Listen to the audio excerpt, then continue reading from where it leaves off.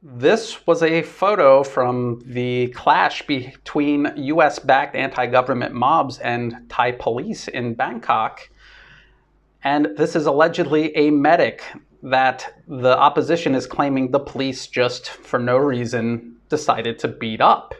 And if we come down here and read in the article, it says one video that was widely circulated online showed officers in full riot gear chasing down a man wearing what appeared to be a yellow volunteer medic vest, with at least one officer beating him with a truncheon as he fell to the ground. His condition was not known. Well, now we know that he's okay. He got up shortly after that picture was taken, and he was brought to the police station.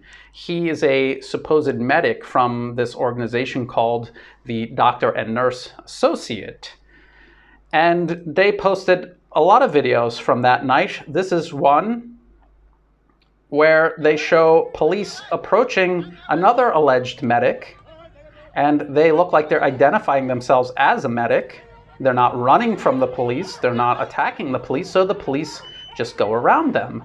And the police are running after these thugs over here who just spent the whole night throwing bricks and rocks and bombs at the heads of police officers. Now, this is the video that they're talking about. This is the alleged medic on a motorcycle. Those are the police in the background. He's trying to get away, and these also are allegedly rescue medics with this organization on a pickup truck, and they're all trying to escape from the police. Now, let's watch this video carefully. You're going to notice a lot of other members of the violent mob to the left and to the right, and you're going to see a motorcycle come into frame, and then they're going to cut the video right before we see what happens next. So there's the motorcycle, and they cut it. Luckily, we have the full video here, so let's see what happens. What does that motorcycle do? There's the motorcycle. It comes into frame, and it's stopping in the intersection, and what is it doing? He's throwing things at the police.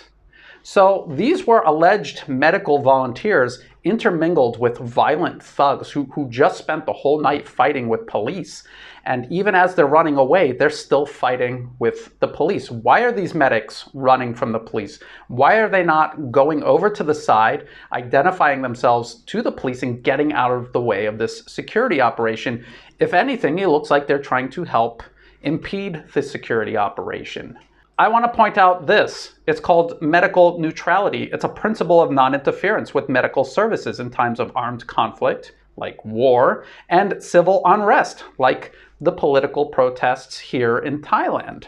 And what this means is that if you are a medic or you are a rescue worker, you show up and you just do your job. You do not pick sides. You do not talk politics. If you do, you're in breach of medical neutrality. And if we come down here, we will notice that they have violations of medical neutrality. Yes, it includes attacks on medical facilities and on medical personnel, but it also includes the misuse of medical facilities and breaches of medical ethics by medical personnel, like medics picking a side in a political conflict.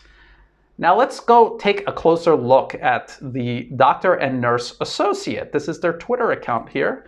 And let's just scroll through and see if it's just about being medics and helping people or if it's political. Well, we see them retweeting iLaw.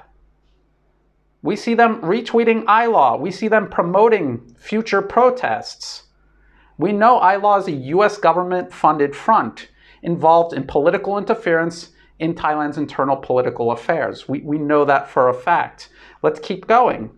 Here, they're retweeting multiple times this lawyer for Thai Lawyers for Human Rights. We know Thai Lawyers for Human Rights is another US government-funded front posing as a human rights group, and they are actually helping lead these protests. Anand Nampa, who's being detained right now, who these violent mobs are out demanding be released. He is a lawyer from Thai Lawyers for Human Rights. Let's continue. This is the Doctor and Nurse Associate making a political statement. They're not being impartial. They're picking sides. They're accusing the police of being brutal to the protesters. Here they are retweeting Sunai, who we know is a fraud, who hides behind human rights advocacy, who ignores violence from the protesters and makes stories up about the Thai government. We know that for a fact. He does it on a daily basis. Here is Khao Sot, owned by the billionaire opposition leader Natthaphon and his family. It gets worse. This is the doctor and nurse associate retweeting Ratsadon, and this is them talking about a White House briefing talking about 112. And if we go to the statement, we can see it's the US complaining about the lèse-majesté laws in Thailand. So how is the doctor and nurse associate, how are they an impartial, neutral medical organization just out there helping everybody? They're not. They're clearly politically motivated. They're clearly trying to advance a political agenda. They're posing as medics as they do it. This is extremely dangerous. They have the principle of medical neutrality so that real medical workers are not in danger of being associated with one side or the other. It endangers their work. It endangers their lives. We've seen the US do this all around the globe. We watched the protesters in Hong Kong pose as medics and use their uniforms and their vehicles and their facilities as fronts to carry out sedition. We've seen this in Syria with the white helmets. These were actually just Al-Qaeda terrorists dressed up as medics and rescue workers. And now we see this happening in Thailand. It's incredibly dangerous. It puts real medics in danger. It should be illegal. It should be stopped. And the doctor and nurse associate, if they are actually a legitimate medical organization, they need to stop doing this. They need to stop being political and stick to just doing their job. I thought I would point this out. It's just another ugly aspect of US-backed regime change. The police shouldn't be beating people. If they did just beat this guy for no good reason, if he wasn't resisting, that's wrong. That should be investigated. Those responsible should be held accountable, and mechanisms should be put in place to prevent it from happening again. I would suggest that the police carry cameras around with them so that when something like this happens, they're able to show their side of the story and stop these viral propaganda campaigns dead in their tracks. If you thought this video was useful, please like and share it. Think about subscribing. It helps the channel grow, and it's totally free to do. Look in the video description for the links to the articles that I referenced, as well as for ways you can help support my work, like by becoming a Patreon member. And as always, thank you for watching.